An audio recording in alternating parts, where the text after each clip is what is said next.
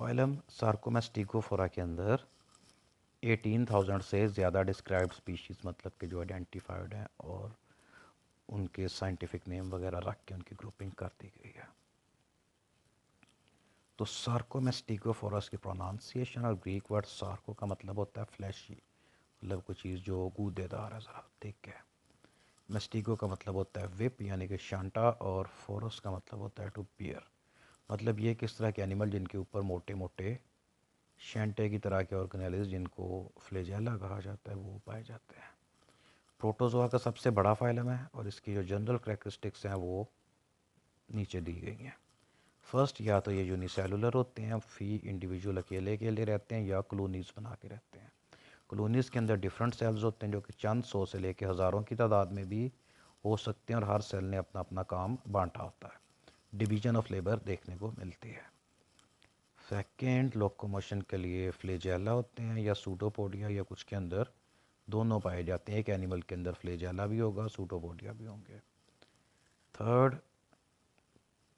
Method of nutrition है, या तो ऑटोट्रॉफिक होते हैं मतलब कि फोटोसिंथेटिक होते हैं, या सेप्रोजोइक होते हैं जो कि डेड और डिकेइंग ऑर्गेनिक मैटर पे फीड करते हैं, या हेट्रोट्रॉफिक होते हैं कि दूसरे ऑर्गेनिक कंपाउंड्स को ब्रेक डाउन करके या दूसरे प्रोटोजोआ को या बैक्टीरिया को खा के गुजारा करते हैं। इसमें ये याद रखिएगा मोस्टली वाटर बॉडीज़ के अंदर पाए जाते हैं। इनमें से जो ऑटोट्रॉफिक होते हैं पानी की अपर लेयर्स के अंदर पाए जाते हैं, और जो सेप्रोट्रॉफिक होते हैं या सेप्रोजोइक होते हैं वो पानी की बॉटम में पाए जाते हैं। तो न्यूक्लियस एक ही तरह का होता है और रिप्रोडक्शन इनके अंदर अगर पाई जाए तो सेक्सुअल रिप्रोडक्शन होती है। तो सब फाइलम मेस्टिगोफोरा के अंदर लोकोमोशन के लिए फ्लेजेला होते हैं। फ्लेजेला एक ही प्लेन मतलब कि आगे पीछे to and fro movement show करता है, जिसकी वजह से एक्वेटिक मीडियम में पानी वगैरह के अंदर ये प्रोटोजोआ आगे पीछे लेफ़्ट राइट टर्न भी कर लेते हैं और इवन यू टर्न भी ले लेते हैं। तो सब फाइलम मेस्टिगोफोरा की दो क्लासेस हैं, कि फाइटोमेस्टिगोफोरा। तो फाइटोमेस्टिगोफोरा मतलब कि ये प्लांट लाइक प्रोटिस्ट है। इनके अंदर क्लोरोफिल पाया जाता है, एक या दो फ्लेजेला होते हैं जिनसे ये चलते हैं और फोटोसिंथेसिस करते हैं। फाइटोमेस्टिगोफोरा की जो इम्पोर्टेंस है कि मेरीन फूड वेब के अंदर ये प्रोड्यूसर का काम करते हैं, चूँकि ये तादाद में बहुत ज़्यादा यानी कि अरबों खरबों की तादाद में होते हैं और पानी के अपर लेयर्स के अंदर पाए जाते हैं, इसलिए ये मेरीन इन्वायरमेंट के लिए इंतहाई ज़्यादा इम्पोर्टेंट है।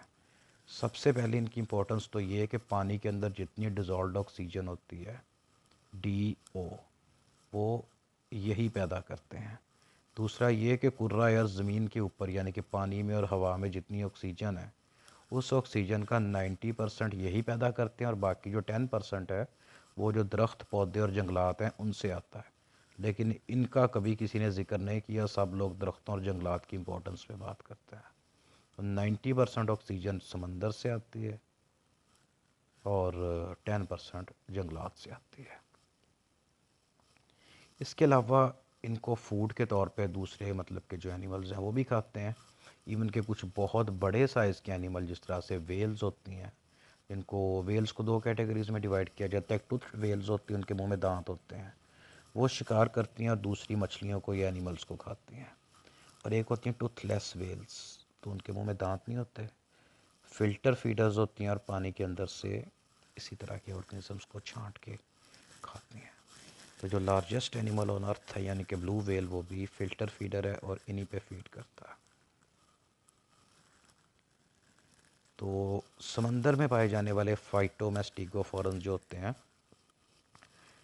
फाइटोमेस्टिगोफोरा के मेंबर्स को फाइटोमेस्टिगोफोरेंस कहा जाता है। इसके अंदर आते हैं डायनोफ्लैजिलेट्स। डायनोफ्लैजिलेट का एक फ्लेजेला होता है, फ्लेजेलम सिंगल है, फ्लेजेला जमा है। तो ये उसको अपने सेल के इर्द गिर्द बांधते हैं और एकदम से उसको खींच के सीधा करते हैं। अगर आपने बे ब्लेड चलाया बचपन में कभी या लट्टू वगैरह देखा, इसको रस्सी बांध के खींचते बिल्कुल उस पैटर्न के ऊपर अपना ही फ्लेजेला अपने सेल के इर्द गिर्द लपेटते हैं, उसको एकदम से जब सीधा करते हैं तो सेल स्पिन करता हुआ आगे चला जाता है। दूसरा फ्लेजेलम जो कि लंबाई में इससे थोड़ा छोटा होता है उसको ट्रेलिंग फ्लेजेलम कहा जाता है। वो उसको सेल पे कॉइल नहीं करते और पीछे से सेल को आगे प्रोपेल करने के लिए और सेल की डायरेक्शन चेंज करने के लिए होता है। तो ये जो पिक्चर आपके सामने रियल पिक्चर है इलेक्ट्रॉन माइक्रोस्कोप से बनी हुई है। इसके अंदर डायनोफ्लैजिलेट्स की दो स्पीशीज़ हैं। एक इसके अंदर है पेरिडीनियम, ये जो ऊपर वाला है ये पेरिडीनियम है, और दूसरा ये वाला, ये बड़ा कॉमनली पाया जाता है, इसको सीरेटियम कहा जाता है। तो हर सेल के दरमियान में ये एक स्लिट सी बनी होती है, सेल के ऊपर एक टेस्ट या शेल लाइक स्ट्रक्चर होता है, इसके दरमियान में एक स्लिट होती है, इधर भी है इधर भी है, और यहीं पे इसके फ्लैजेला अटैच होते हैं, यहीं पे फ्लैजेला को लपेट के खोलते हैं। तो ये SEM का मतलब है स्कैनिंग इलेक्ट्रॉन माइक्रोस्कोप, और X800 का मतलब ये कि उसको 800 टाइम्स बड़ा करके दिखाया गया किस तरह का होता है। तो क्लोरोफिल के अलावा जो डायनोफ्लैजिलेट्स, इनके अंदर क्लोरोफिल ग्रीन होता है, ग्रीन के डिफरेंट शेड हल्के से लेके गहरे शेड्स के अंदर आता है, क्लोरोफिल A, B, C वगैरह। इसके अलावा इनके अंदर अदर फोटोसिंथेटिक पिगमेंट्स भी पाए जाते हैं, जस्ट लाइक ज़ैंथोफिल। उसकी वजह से इनका जो कलर होता है गोल्डन ब्राउन हो जाता है। तो हमने FSC के अंदर इनकी क्लासिफिकेशन भी पढ़ी थी कि इनको डिफरेंट टाइप्स में डिवाइड किया जाता है इस बेस पे कि इनका कलर कौन सा और इनके अंदर फोटोसिंथेटिक पिगमेंट कौन से हैं। तो ये यूनिसेलुलर एलजी के अंदर काउंट होते हैं, और इसके अंदर golden LG, brown LG, red LG, green LG वगैरह आते हैं। तो साल के कुछ दौरान ये ऐसा भी आता है साल के अंदर कुछ दिन के लिए जब इनकी तादाद बहुत ज़्यादा हो जाती है। वो मेनली इनका रिप्रोडक्टिव सीज़न होता है, which is called a Bloom, BLOOM। तो ये इतने ज़्यादा हो जाते हैं कि इनकी वजह से जो पानी का कलर है वो टोटली चेंज हो जाता है। तो जो इनके सेल्स का कलर होता है पानी का कलर वैसे ही नज़र आना शुरू हो जाता है। तो उसके कई जेनरा, जिस तरह जिम्नोडाइनियम है, ये टॉक्सिन्स पैदा करते हैं, मतलब कि जहरीले केमिकल्स पैदा करते हैं, और इनके ब्लूम्स की वजह से जो पानी का कलर है वो रेड हो जाता है। उसको रेड टाइड कहा जाता है। ये पानी में चूँकि इतने ज़्यादा हो जाते हैं कि पानी का कलर बदल जाए, और पानी में इतने टॉक्सिन पैदा करते हैं कि पानी में जो फ़िश और इवन के उससे बड़े एनिमल्स हैं ये उनको भी हलाक कर देते हैं। उसकी वजह से लाखों फ़िशेज़ उस दौरान मर के फिर पानी के साथ किनारे पे आ जाते हैं। और अगर कोई इंसान इस वाली फ़िश को या मोलस्का या सिपियाँ, कोई भी पानी का जानवर जो कि इनसे इन्फेक्टेड है, उसको खा ले तो वो भी पॉइजनिंग से अल्लाह को प्यारा हो जाएगा। तो अकॉर्डिंग टू बाइबल, जो कि हज़रत मूसा अलैहिस्सलाम की कौम के ऊपर एक अज़ाब आया था जब उनका पीने का पानी सारे का सारा ब्लड में कन्वर्ट हो गया था और जो उसको पीता था मर जाता था। तो साइंटिस्ट कहते हैं कि टेक्निकली वो भी रेड टाइड था, मतलब कि जो पानी एकदम से रेड हो गया था वो बेसिकली रेड टाइड था, उसके अंदर डायनोफ्लैजिलेट्स बहुत ज़्यादा हो गए तो वो पीने के लिए अनफिट हो गया। मतलब कि कोई भी इंसान, जानवर ना तो उसको पी सकता था ना किसी दूसरे काम के लिए यूज़ कर सकता था।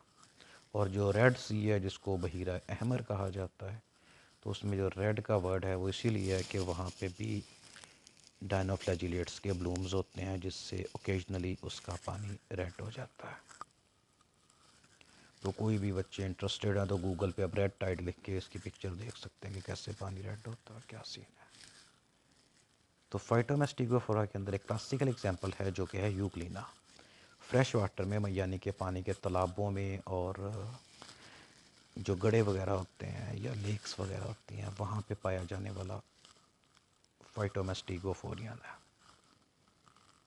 इसके अंदर क्लोरोप्लास्ट होते हैं और क्लोरोप्लास्ट के अंदर एक पायरिनॉइड होता है। पायरिनॉइड रेडिश कलर का एक सर्कुलर ऑर्गेनेली होता है। इसका काम ये होता है कि जो एक्सेस ग्लूकोज बनता है फोटोसिंथेसिस के दौरान उसको ये पॉलीसैकेराइड्स में कन्वर्ट कर देता है, मेनली स्टार्च की फॉर्म के अंदर कन्वर्ट कर देता है। तो यूग्लिना के अंदर ड्यूअल नेचर है इसकी, यानी कि अगर इसको लाइट के अंदर रखेंगे तो फोटोसिंथेसिस करता जाएगा और अपनी फूड बनाता जाएगा। अगर यूग्लिना को किसी बोतल वगैरह में, पेट्री डिश में डाल के 2-4 दिन के लिए अंधेरे में रख दिया जाए तब इनके अंदर से जो क्लोरोफिल है वो ख़त्म हो जाता है और इनका कलर ग्रीनिश की बजाय तकरीबन ट्रांसपेरेंट हो जाता है। फिर ये फोटोसिंथेसिस नहीं कर सकते और ये प्रेडेटर बन जाते हैं और पानी में मौजूद बैक्टीरिया को पकड़ के खाने लग जाते हैं। और जैसे इनको दोबारा सनलाइट के अंदर रखें एक आधे दिन में क्लोरोफिल दोबारा बन जाता है और ये फिर से फोटोसिंथेटिक मोड ऑफ न्यूट्रिशन के ऊपर शिफ्ट हो जाते हैं। मतलब कि according to situation euglena autotrophic भी हो सकता है, हेटेरोट्रॉफिक भी हो सकता है। तो यूग्लिनॉइड यानी कि यूग्लिना के जो कुछ मेंबर्स ऐसे हैं इस ग्रुप के, इसकी एग्जांपल है पैरानीमा। इनके अंदर सिरे से क्लोरोप्लास्ट होता ही नहीं और ये हमेशा हेटेरोट्रॉफिक ही होते हैं। तो यूग्लिना लाइट की तरफ को अट्रैक्ट होता है, लेकिन लाइट की इंटेंसिटी मैटर करती है, ये बहुत तेज़ लाइट से परे भागते हैं। तो इनके फ्लैजेला की बेस के अंदर एक फोटो रिसेप्टर होता है, इसके ऊपर एक पिगमेंट शील्ड यानी कि कवर होता है, इसको स्टिग्मा कहा जाता है। तो ये स्टिग्मा, इस शील्ड, इसके ऊपर स्टिग्मा या शील्ड या कवर जो भी है वो इस तरह से अटैच होता है, इस पर लाइट सिर्फ एक ही डायरेक्शन से पड़ सकती है, हर डायरेक्शन से नहीं। इस वजह से ये लाइट की डायरेक्शन की तरफ को अपनी बॉडी को सीधा कर लेते हैं और लाइट सोर्स के हिसाब से ये अपनी बॉडी को मूव करते हैं। तो ये एक यूग्लिना की जनरल डायग्राम है। ये यूग्लिना का फ्लैजेला है। मोस्टली यूग्लिना के अंदर एक या दो फ्लैजेला होते हैं, एक बड़ा होता है, एक थोड़ा छोटा होता है। तो ये दरमियान से बस अलहदा करके दिखाया हुआ है, टूटा हुआ नहीं होता रियल में।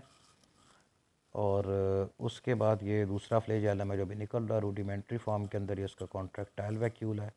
ये पायरिनॉइड है जो कि इसका रिजर्व फूड वाला ऑर्गेनेली होता है, इसके क्लोरोप्लास्ट है। उसके बाद इसमें न्यूक्लियस है, एंडोप्लाज्मिक रेटिकुलम, इसका गोल्जी ऑपरेटस, इसके ऊपर पेलिकल भी चढ़ी हुई है, आउटर कवरिंग। ये इसके माइटोकॉन्ड्रिया हैं, इस तरह के काफ़ी सारे हैं। ये बेसल बॉडी है, इसको काइनेटोसोम कहते हैं, यानी कि वो रूट जहाँ से फ्लैजेला निकलता है। तो फ्लैजेलर पॉकेट एक पाउच लाइक स्ट्रक्चर होता है जिसके अंदर फ्लैजेला बंद होता है। ये पिगमेंट शील्ड यानी कि स्टिग्मा है और उसके नीचे ये फोटो रिसेप्टर है जहाँ पे ये लाइट को डिटेक्ट करता है और उधर को मूव करता है।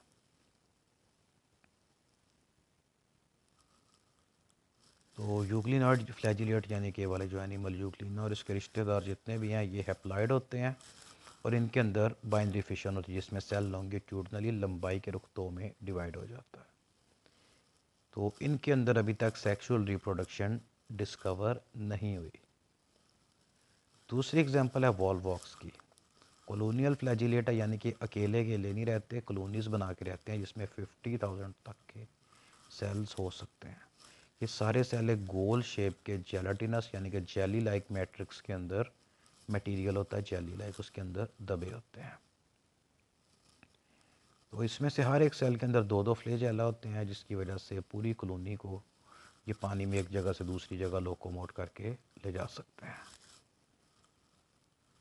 तो वॉलवॉक्स के सेल मोस्टली अनस्पेशलाइज्ड होते हैं, लेकिन इनमें किसी हद तक डिवीजन ऑफ लेबर पाई जाती है।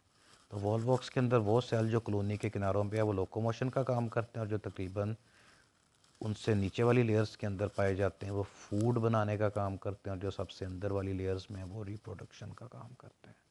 यानी कि पेरेंट कॉलोनी के अंदर सेंटर में डॉटर कॉलोनीज बनती हैं। मज़ीद डिटेल के लिए क्लासिफिकेशन वाला लेक्चर मुलाजा फरमाइए। ये वही बाइनरी फिशन की बात हो रही जो भी हमने डिस्कस किया। तो ये वॉलवॉक्स है, ये पूरी इसकी कॉलोनी है। ये जो डार्क ग्रीन कलर के सर्कल नज़र आ रहे हैं डॉटर कॉलोनीज़ है, बाहर वाली पेरेंट कॉलोनी है। ये जो छोटे छोटे डॉट्स नज़र आ रहे हैं ये इंडिविजुअल सेल्स हैं। तो ये इसकी कार्टून डायग्राम है जिसके अंदर अकेले अकेले सेल्स दिखाए गए और हर सेल के ऊपर दो दो फ्लैजेला लगे हुए हैं। ये सारे सेल इस फॉर्म में सस्पेंडेड रहने के लिए एक जेलेटिनस मटेरियल यानी कि जेली लाइक मटेरियल के अंदर एम्बेडेड होते हैं।